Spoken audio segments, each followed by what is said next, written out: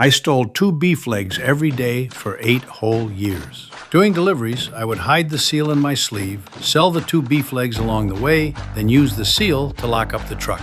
Finally, I'd split the money with my accomplices. As I grew bolder, one day I simply showed up with an empty truck. What the fuck is this? Tony, What the fuck is this, Frank? I don't know. I don't load the truck.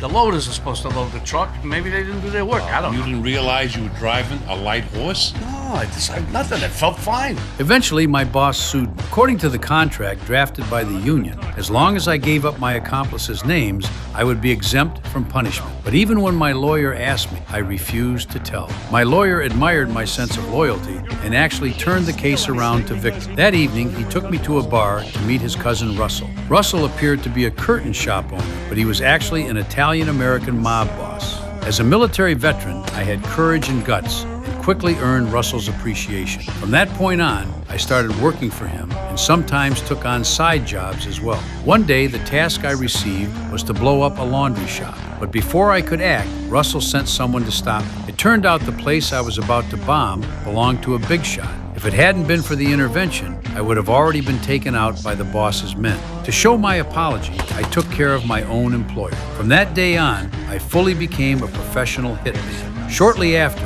Russell introduced me to another employer. Hello? Hiya, Frank. This is Jimmy Hoffa. Yeah. Glad to meet you. Well, glad to meet you, too. Even if it's over the phone. I heard you paint houses. Painting houses is another term for hitman. Jimmy was the president of the truckers union and had tremendous power. From then on, I solved many problems for him and became his trusted confidant. A few years later, Kennedy was elected president. The first thing he did after taking office was launch extensive investigations into Jimmy because Jimmy had supported another candidate, Nixon. To deal with the investigations, he started bribing jury members and judges. Just when he thought he had it in the bag, Kennedy was assassinated, and Jimmy's jury bribing was suddenly exposed, landing him in prison quickly. His power was gradually eaten away by various forces. 4 years later, Jimmy donated $500,000 to Nixon's re-election committee. As a result, the president pardoned him. The first thing Jimmy did after getting out of prison was announce to reporters that he would retake control of the union and call in the loans given to the mob. These words immediately caught the mob's attention. They asked me to convince Jimmy to retire early, but he absolutely refused to give up. The clash over power and interests